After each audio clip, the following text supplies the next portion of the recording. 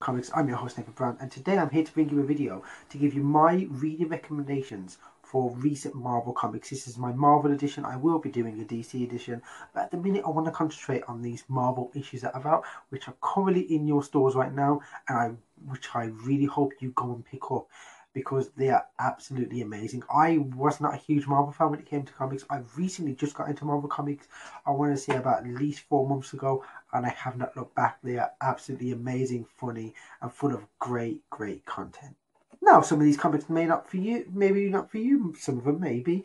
It's all depends on your preference, and that's perfectly fine. I'm just here to give you a wide range of comics which you can pick up, because all these comics have literally got here to the side of me are all different ranges. They are not similar at all, because I prefer to do my comic surfing, where I go to my local comic store, I surf the aisles to pick up random issues which caught my eye and give them a read, and that's what's got me into Marvel Comics. Because if you just go into a local comic store and go to, say, the Batman section, that's perfectly fine, but you're just limiting yourself to that one subject. I guarantee you, if you branch yourself out, you will learn about so many characters, so many stories that intertwine with each other and have a big payoff, and you will never look back, because, well, it has a heavy load on your wallet, I guarantee you. But for me, I'm poor at the minute, so it's worth it. So starting right off the bat, I have Cosmic Ghost Rider issue 1. There are currently, at this time of this video, 2 issues out of this. So there's issue 1 and issue 2. Issue 3, I believe, is out on the 5th of September, which is next week of the recording of this video. And these are absolutely amazing. These are really funny. This is a Punisher as Cosmic Ghost Rider, and you would think, well, Punisher, it can't be funny. It really is. It really is. It brings such a comedic effect to it, where he's had a backstory, he's worked with Thanos and all that, and he ends up actually going back. He gets kicked to Valhalla, which is the Vikings' heaven, and by Odin, and gets sent back in time, and he steals baby Thanos. And that's all I got to say to sell this. Honestly, this is definitely worth a read, and the art style alone, I'll give you a recommendation right now. The art style alone on this comic is absolutely awesome. I will show you the last bit of this comic, and this has to sell it for you. That's Cosmic Ghost Rider stealing baby Thanos. It doesn't get any better than that. Now, when it comes to me in comic books, any Marvel or DC, I love multiverse events. I love looking into different versions of my favourite superheroes. And one of my favourite superheroes in Marvel Comics is Spider-Man. What made him my favourite Spider-Man is the 90s cartoon, which there is actually a podcast, the Spider-Man Animated Series podcast, that dives into each episode. They actually interview they interview voice actors, and it's blooming amazing what you find out and what then happened to the voice actors. I'm still waiting out the moment he interviews the guy who did Peter Parker. I'm messaging him on Twitter. I'm like, can you please ask him this and this? He'll probably forget, but I don't mind. And he's always nice enough to answer back. But it's absolutely amazing podcast, so make sure you check that out. There will definitely be a picture up on the screen about this, and give them a listen, because they are absolutely amazing, and they should be getting more recognition than they are now. So back on point, multiverse event. At the minute, there is a Spider-Man multiverse event going on, and that is Spider-Man, I cannot pronounce the last name, but there are 2 comics out. One came out yesterday, the 2nd issue, and the 1st issue. So the first issue, each issue is about a different Spider-Man in the multiverse. So this is Spider-Punk, which he hates being called Spider-Punk, and spoilers, at the very end of the comic, because it does not intertwine with the story, because it's going into the big story, Spider-Woman comes and gets it. It's an absolute funny story, and I love the design of this Spider-Man.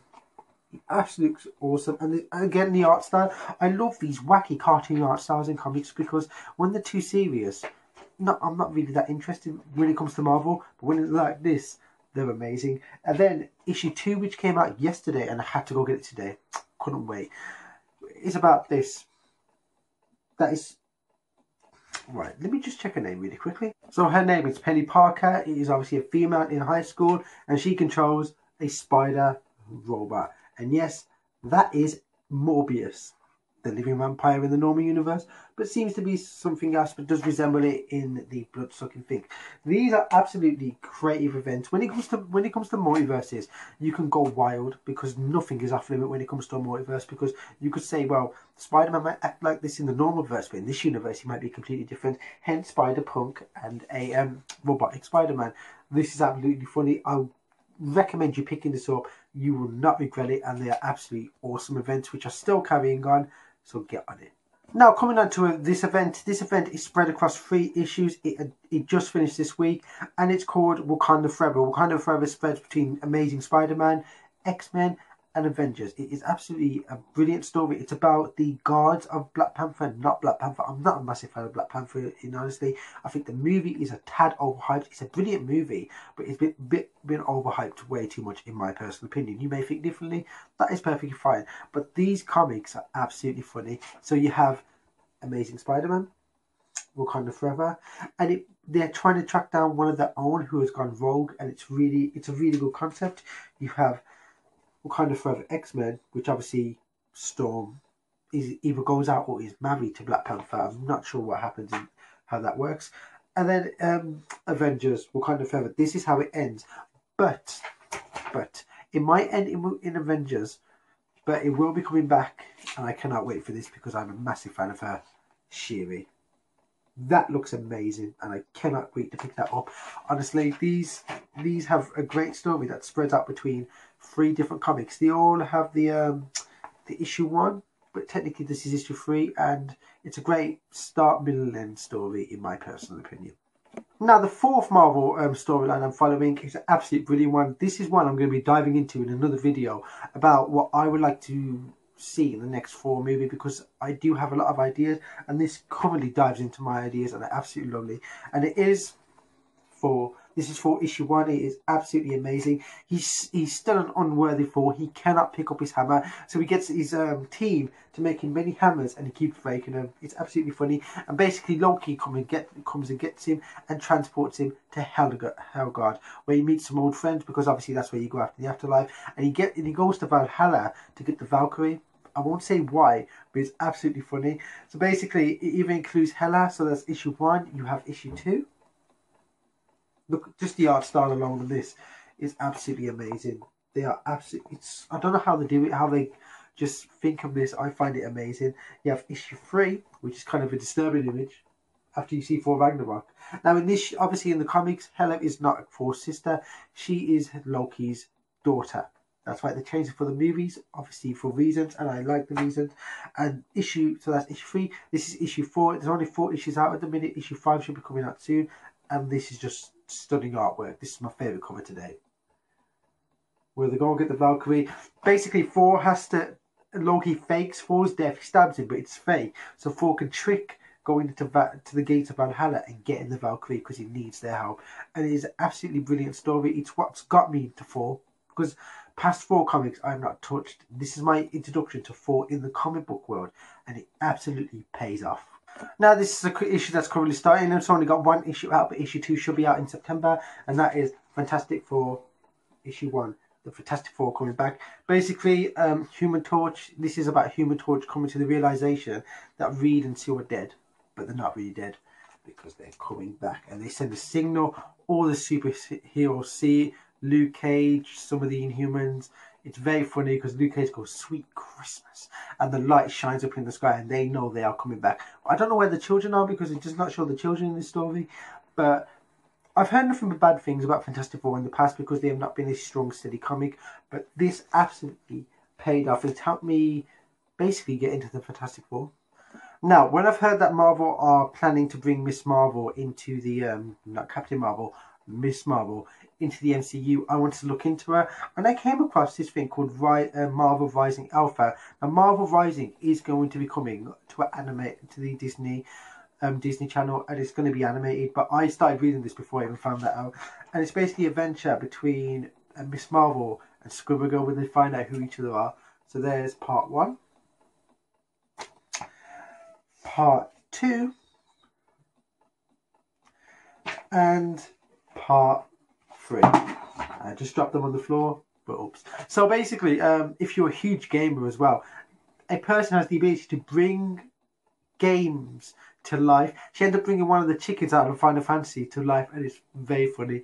So yeah, these, if you're into like a wacky, if you want a wacky kiddish time in a comic book, but it does take, it is serious, but it is funny. This is definitely a good way to get you into that, and you'll definitely enjoy the comic. The main event. When it comes to Marvel Comics, I tended to stay away from main events because I wasn't too interested, and this is one that I wasn't going to look into, but I had to pick it up, and I just gave it a glance at, and it caught my eye. Infinity Wars. Infinity Wars is basically the new event to do with the Infinity Stones, and oh my god, let me just tell you, things are not going to go the way you think. That's right, hope you got the pun. It was Star Wars. Now there is an Infinity Wars countdown, which I have not looked into, I have not read, I do not know where to start with that. That is perfectly fine. I chose not to look into it. But there is a jumping on point you can jump into, and this is why I jumped to, and it's Infinity War Primes. It's a one-off issue. It's a one-off issue. Takes place just before Infinity Wars. Leads right into it. And if you need help here and you buy these issues, it literally has the list right there. So it starts with Infinity Wars Primes and works down. And it is, and I appreciate Marvel for putting in that kind of map, because Marvel comics are very confusing to from where to start to where to jump in. Hence why I stayed away from so long, because they were just very confusing. DC plan it out very easy. You have all the old stuff, and then you have the New 52, Rebirth, and then so and so. That's very easy. That is perfectly fine because they map out easy. Marvel, like Legacy 800, 800, it's way too much sometimes, and it can become very convoluted and very confusing. But back on topic, this leads into issue 1 of Infinity Wars.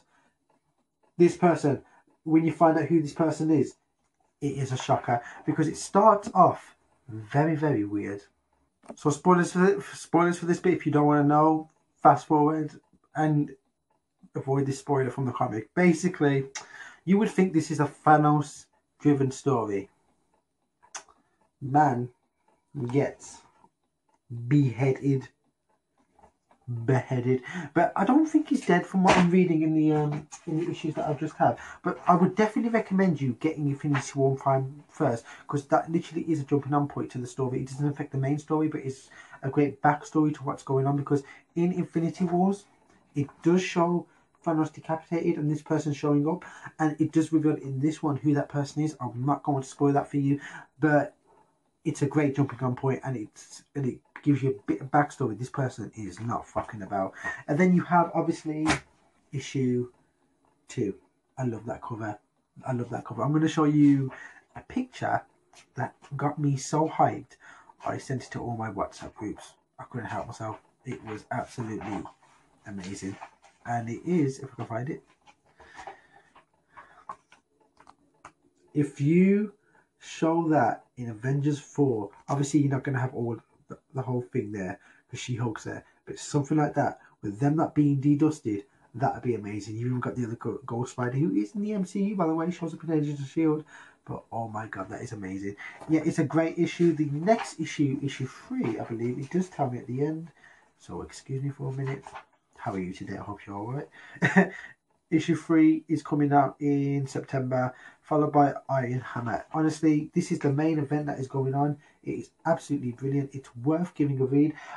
I'm not going to lie, Marvel Comics have very surprised me, and I felt like I think there was a time where I had to jump on them, and it is now. I took my time, and it is now. It took me years, but it's definitely worth the wait. Go, if you're not sure where to jump on, like I told you, comic surfing, go to your local comic book store, search the single issues aisle, because it's better to do this in single issues in my personal opinion, because you can widen your range and pick up just pick up ones that catch your eye. Go, oh, this is interesting, let me take it home and give it a read. And that means you can jump onto those issues and go, you know what, I want to buy previous issues, or I want to continue with these issues, and that's perfectly fine. If you don't, they are misses. I have got some misses, and I can show you right now.